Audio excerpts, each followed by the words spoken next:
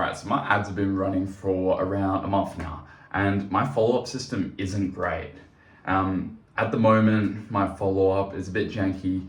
I have had a few instances where I've accidentally sent a lead a double text, or a lead will respond and then it will continue texting. And because I was targeting an American audience, I couldn't get back in time when a lead did respond, and it just all got a bit janky. So this is something I'm going to improve now that my ads have got restricted and I'm rebuilding my ads. So while I'm waiting for that ad account to get back, what I'm doing is I'm just going to rebuild my my follow-up and my lead nurture systems, because they definitely can be improved from what they are now, because what they are quite simple, because I wanted to just launch them ads and get started. But now I have seen a few mistakes and I want to improve it, because it's a big thing that can help me in the long run, and it's quite simple changes to do while I'm having to wait for Facebook to actually fix my issue. So right now, I had no real system. My system sent wrong texts at wrong times. My AI would ask questions even after they're booked in. So I needed to stop the nurture flows after they've been booked, because they would keep nurturing them. I had no follow-up calendar, so I would reschedule them. When we had to reschedule a call, I'd reschedule them on the same calendar. I was just sending the same text, and it would send the pre-call video again, and it was just very, very janky, and there was a few mistakes and a lot that can be improved, right? So these were kind of the big issues. And I had a few people, I think two main leads that it kind of didn't work for. One, it was a lead that came through and it just completely, she tried to cancel, but it completely ignored her trying to cancel and said that, I'll see you in a few hours. And I didn't see that because it was late at night at that stage. So I actually couldn't get to that to change it in time. So that's another reason why I'm kind of switching to the Australian audience, so I can monitor it. I can actually respond to leads way easier.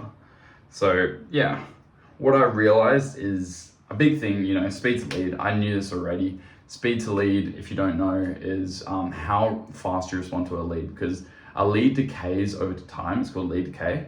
And pretty much the longer it takes from a lead to actually get sold, the more uninterested they get over time. And say with speed to lead, the quicker you respond to a lead is actually improving the chance that you have to book them onto your calendar. So speed to lead matters a lot. MIT did a study, and you're actually 391% more likely if you respond in under a minute. So I need to start responding in under 5 minutes. I know I haven't been the greatest at this. When calling leads, typically when they do come in at night, you can't really do that, and I still don't really know how to handle that issue. I've got to send a text message over to them saying it's late at night and doing that. But when they come in at night and I'm asleep, I can't actually call them up. So I've missed quite a few calls, and my text nurture system would send, hey, are you free for a call in a minute? They would say yes. Then I'll wake up and I'll be like, shit, I got another lead and I haven't been able to call them. And then, they just expected a call, never got one. So obviously, the whole system did go great and we did get a bunch of book calls. But these are just things that can be improved, and I want to improve on as time goes on, and I'm learning new stuff and I'm kind of realizing. So I've taken some time out this week to really learn lead nurture flows and just everything around that in going into improving it. And in this video, I just want to give you a few quick tips that I've picked up that I'm going to be implementing into my system, and hopefully that will bring more over. But yeah, so where am I at? Yeah, so I said leads lose interest really fast. That's point number one. And speed to lead is everything. And follow-up isn't kind of just messaging, it's actually moving them to buy. The more follow-up you do, the more nurturing you do, you're actually getting someone closer to that buying, because they need to consume content and consume and have that trust you factor that know, like, and trust you factor to you, and they'll be more likely to actually go and move with your service because they need to be fully convinced in your service. So it's really, really important. It's really important. So what I'm doing, like I said, I'm rebuilding my whole lead nurture system, and I'm just kind of going over it and trying to improve everything and make it sound less robotic, have less of the mistakes, and ultimately get more leads booked in. And that's the goal, and nurtured, of course. So, yeah. Okay, let's go into the tips. So there's around 3 to 5 tips here. I've got, so obviously speed the lead matters more than you think, very important. You need to call the leads, you need to respond to the leads just in general. You need to call the leads more than you think as well, because the more you actually reach out to them and call them, the more you have a chance to close them. So definitely really important to reach out to them more. Giving value before asking for a call. So instead of a lead coming in and being like, hey, I saw you're interested in hey, I saw you're interested in marketing, book a free call here. Because that's what you want them to do, but you want to lead with value. You want to show that you care about them. So you want to come in and be like, hey, I saw you're interested about this. I was just reaching out to you. I got this video, and you can give them links to videos that could help with the potential constraint or whatever they're wanting to learn more about. And you just want to lead with value and lead like you're actually trying to help them and genuinely care about their business instead of leading with what you want them to do for you. And then you can go down that line later on as pitching them moving forward with what you say, because they'll believe it and they'll know you more and they'll like you more and they'll trust you more from that.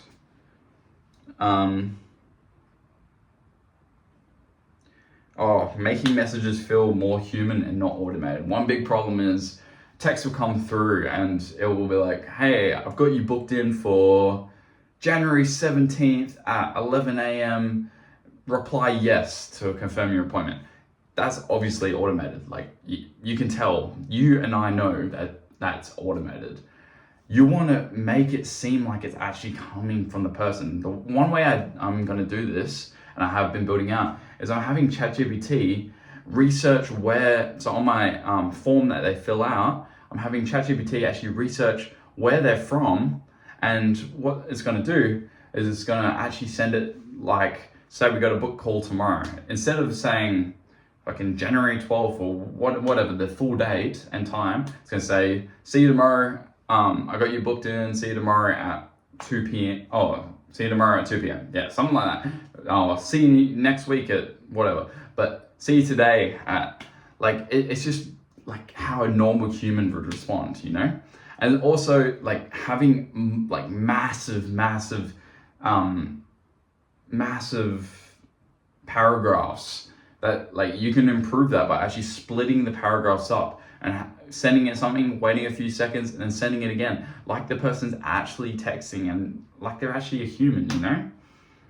So that is a very, very big thing that I'm trying to make more apparent, because you can definitely tell that my system is AI from looking at it. There is some aspects where you can't really tell, and some people don't think you tell, but it's definitely a big part to improve.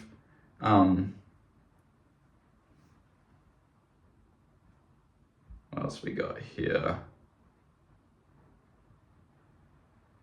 You can also improve slight imperfections, like a grammar mistake, and then it fixes up in the next messages after a few seconds, just to make it look like a human, you know?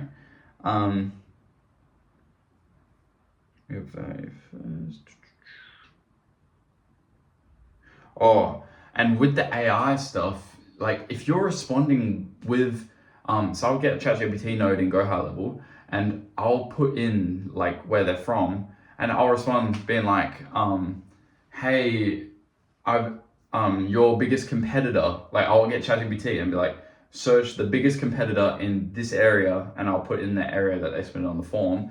And then what the ChatGPT will do is send a message being like, hey, your biggest competitor is this person, right? And you're going to respond to that. if they know, like sounds like a real human, you know, like it doesn't sound, so that's another tip you can do to make it sound like a real human.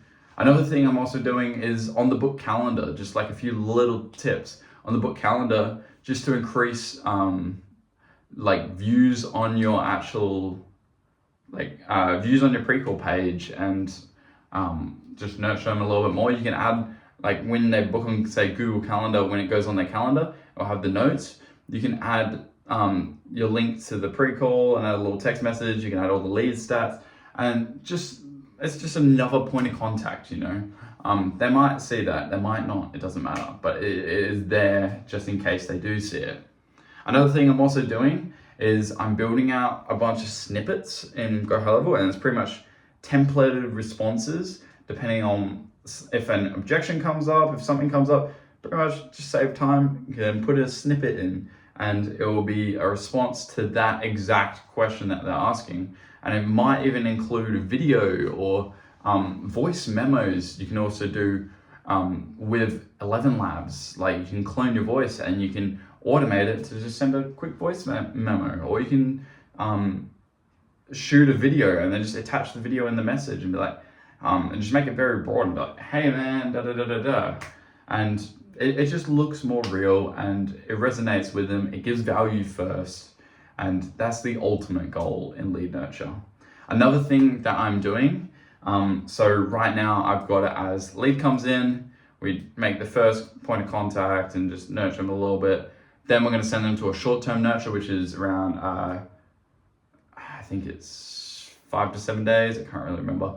But pretty much in this, we're going to nurture them 5 to 7 days quite often. And then at the same time, as soon as they come in, all the way to the appointment booked, when they booked an appointment, we're going to spam them with fucking 6 emails a day, because that is just going to get them more likely and more nurtured. Just stuff like case studies, stuff like just information about your service, overcoming objections, all that, YouTube videos, anything. Just spamming it in the emails before their call is going to make them more likely to actually show up. So that's another thing. And then if they haven't responded, haven't booked a call, whatever, they're going to go to the long-term nurture, which is months and months and months of just emails that I'm going to have to build out. I haven't done this one yet. It's going to take a while, but I'm going to build it over time. Alex Hormozi, he's got a great example of this. He does his, I think it's Mosey Minutes, and it's just leading with value. It's over time, once a month, or it gets longer and longer and longer, and then it goes once a month, just all the time. And it's just, you know, another point of contact, like I said.